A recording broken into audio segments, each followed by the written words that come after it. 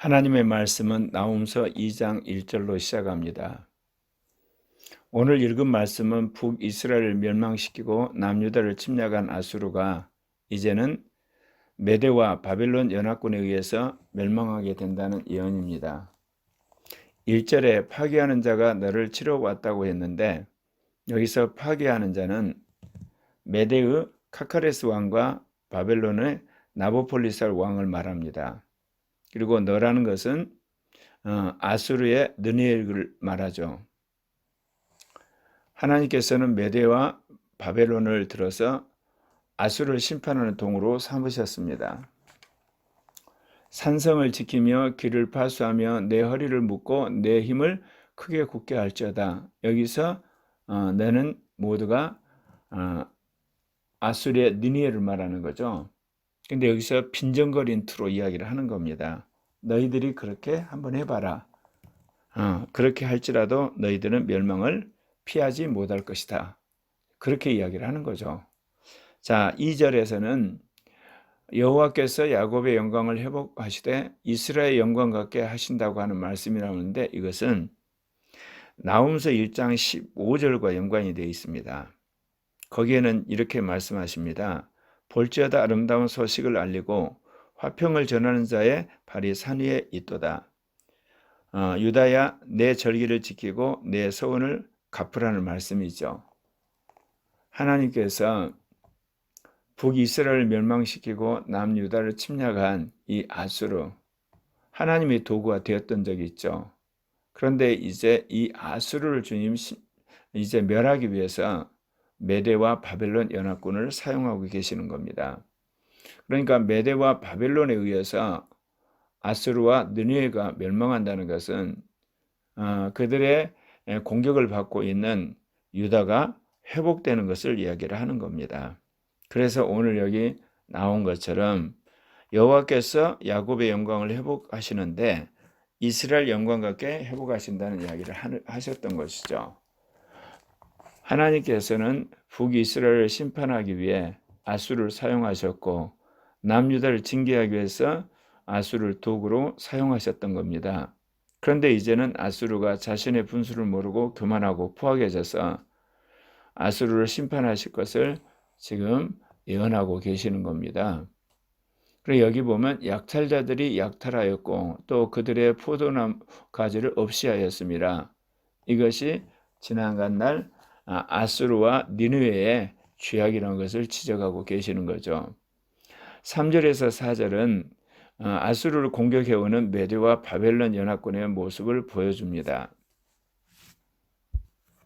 진격해오는 군인들의 방패는 붉고 군인들이 입은 옷도 붉습니다. 그들이 번개같이 손살같이 병거를 몰고 쳐들어오고 그들의 무장한 창은 번득이는 그런 칼날처럼 비수처럼 찌러옵니다. 이렇듯 메대와 바벨론 군사들이 쳐들어오니까 거기에 대해서 아수르의 니느웨 또한 방어를 할 거 아닙니까?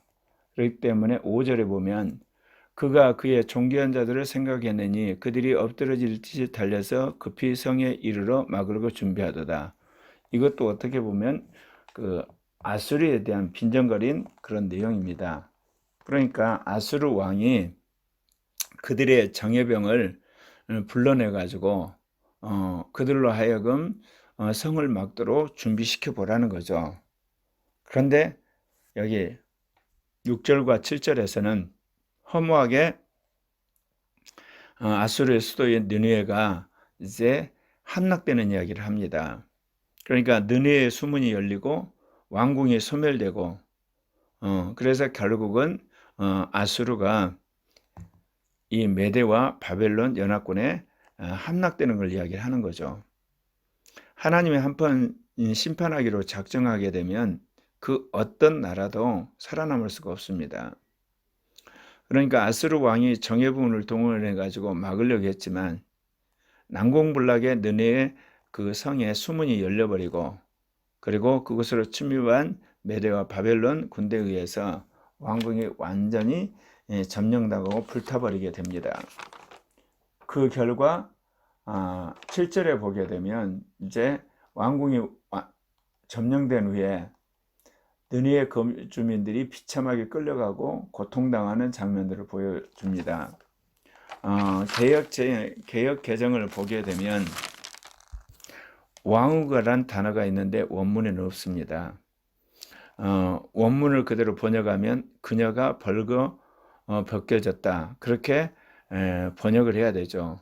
여기서 그녀는 느느웨의 여왕을 말하기도 하고, 또 어떤 사람은 느느웨의 여신 이시테를 말한다고 합니다. 또 어떤 사람은 느느웨의 성읍 자체를 말한다, 이렇게 이야기하는데, 그 어느 것을 여러분 해석하든 내용 자체는 느느웨가 함락되면서 그곳에 살고 있는 모든 백성들 또는 시녀들, 그리고 거기에 있는 모든 주민들이 끌려가게 되고, 그리고 고통당하는 그런 상황을 묘사하고 있습니다. 8절에서 10절을 보게 되면 그 물이 모인 모치란 그 구절이 나옵니다. 이것은 느니에가 강성하면서 엄청난 많은 사람들이 몰려왔던 것을 의미하기도 하지만, 이 니느웨 성 주위에 둘러싼 물로 인해서 난공불락의 도성이었다는 것을 시사하기도 합니다. 그만큼 이 느니웨는 번성한 도시였고, 또한 그 주변에는 물로 수로를 만들어서 그 어떤 적도 직접 니느웨에 들어올 수 없게 만들었다는 거죠. 그런데 그 니느웨가 함락이 되면서 그 모든 사람들이 다 흩어져 버리고, 그리고 느니웨 군사들은 서라고 하지만 모두가 도망가게 바쁜 장면을 보여주는 겁니다. 9절에 보게 되면 그동안 약탈로 보물을 쌓아두었던 아수르가 역으로 약탈을 당하게 되는 것을 우리에게 말씀해 주고 있습니다. 그러니까 주변의 수많은 나라들을 약탈을 해서 엄청난 부를 축적했던 그들이 이제는 약탈을 당해가지고 빈털터리가 돼버린 거죠. 그래서 여기에 보게 되면 느니웨가 공허하였고 황폐하였도다. 주민이 낙담하여 그 무릎이 서로 부딪히며 모든 허리가 아프게 되며 모든 낮이 빛을 잃었도다. 그러니까 그 느니웨가 완전히 텅 빈 공허하고 황폐한 도시가 돼버린 거죠. 거기에 있는 주민들은 정말 어찌할 바를 모르고 낙담하고, 그리고 후두들 떨고, 그리고 그 쳐들어오는 군인들 앞에서 그들이 허리를 제대로 못 펴고 결국은 다 굴복해야 되는, 그리고 이제는 정말 기저초풍같이 그들의 그 엄청난 공격 앞에서, 그리고 억압 앞에서 안색이 변할 정도로 그들이 공포에 떨고 있는 모습을 보여주고 있습니다. 그리고 이제 11절과 13절을 보게 되면 아수르가 한때 강력한 제국이었는데 하나님이 대적이 되어 그들을 파멸로 이끄신다는 것을 보여주고 있습니다. 11절에 보면 이제 사자의 굴이 어디냐, 젊은 사자가 먹을 것이 어디냐, 이런 말이 나오는데, 여기서 사자는 아수르를 말하고 굴은 니느웨를 말한 거죠. 이 사자의 굴에 주변 나라에서 약탈했던 수많은 보물과 그 재물들을 쌓아놨죠. 그리고 여기 보면 전에는 숫사자, 암사자가 그 새끼 사자와 함께 거기서 다니되 그것들을 두렵게 할 자가 없었으며, 여기에 대한 해석도 여러 가지가 있어요. 숫사자를 왕, 암사자를 왕후, 그 새끼 사자를 그 왕자들이라고 해석할 수도 있죠. 그러나 숫사자를 애국에 가서 수많은 나라들을 침략해서 약탈해오는 그런 어떤 힘 있는 왕과 왕의 군대, 암사자는 뭐예요? 그 혜택을 누리는 그 당시 어떤 그 주민들을 말한다면 새끼사자는 그 자녀 세대라고 이야기할 수 있죠. 아무튼 이랬던 강력한 힘을 가지고 주변을 약탈하는 이 숫사자가 결국은 이 암사자에게 자기 약탈한 걸 주게 되고, 그 새끼 사자들까지에게도 그런 혜택을 주므로 그들이 함께 거기서 거녔을 때 두려워할 것이 없었다는 거죠. 숫사자가 그 새끼를 위하여 먹이를 충분히 찢고 그의 암사자들 위에 움켜 사냥한 것으로 그 굴을 다 채웠고 그 구멍을 다 채웠다는 거죠. 그 굴을. 그런데 이제 어떻게 됐습니까? 13절 만군의 여호와의 말씀이 내가 내 대적이 되어 내 병거들을 불살라 연기가 되게 하고 내 젊은 사자들을 칼로 멸할 것이며 내가 또 내 노력한 것을 땅에서 끊으리니 이제 하나님이 대적자가 되셔서 이 아수르와 니느웨를 심판을 하시는 거죠. 우리가 인류 역사를 보게 되면 어떤 강대국이 이제 노세에서 신흥 강대국이 망하게 되죠. 보게 되면 여기서도 아수르가 이제 신흥 강대국인 메대와 바빌론에 망하는데 실은 하나님이 대적이 되어서 이 메대와 바벨론을 도구로 사용하시는 거예요. 물론 이 메대와 이 바벨론 연합군 이것 또한 훗날 이제 페르시아에 또 망하게 되죠. 하나님 페르시아를 또 도구로 사용하시는 겁니다. 그래서 이 역사 속에 일어난 것은 신흥 강대국이 노쇠한 강대국을 멸망시키는 것은 어떻게 보면 서로 간에 라이벌 관계지만 하나님은 지난날 저질렀던 기존의 제국의 죄악을 새로운 제국의 힘으로 제압을 하게 되는 거죠. 그렇게 되면 여러분 지구가 오래된 제국이 새로운 제국에 의해서 침략을 당하고 또 그렇게 되는 것을 반복했을 때 최종적으로는 이 지구가 적그리스도와 거짓 선자 그리고 그 추종하는 육령의 입맞은 자에 의해서 지구가 완전히 점령되는 때가 올 수가 있어요. 그럼 그거를 누가 심판하겠습니까? 재림하신 그리스도와 그리스도의 군대들이 와서 심판을 하게 되는 거죠. 그러니까 이 땅에서 이루어지는 모든 전쟁은 실은 하나님께서 기존에 있는 제국을 심판하기 위해서 신흥 제국을 쓰는 겁니다. 이런 역사가 계속 반복이 되면서 지구에 있는 200개 국가가 이제 무너져 가고 그리고 그들이 하나로 이제 연결이 되고 통합이 돼 가면서 마지막 10발가락만 남게 되죠. 10대 강국. 근데 그 10대 강국 중에서 세 나라가 함께 공모를 해서 적그리스도를 추대합니다. 그리고 이제 카톨릭을 비롯한 기독교 그리고 모든 종교들이 타락하고 그들이 악한 영에 사로잡혀서 거짓 선자 밑에 굴복을 하게 되죠. 그래서 세계 정치와 세계 종교, 그 다음에 세계 경제 시스템 이게 이제 하나로 결합을 해서 사단의 휘하락에 들어가게 되면 사단과 적그리스도와 거짓 선자에 의해서 육령의 입맞은 자들이 전 세계를 지배하게 돼요.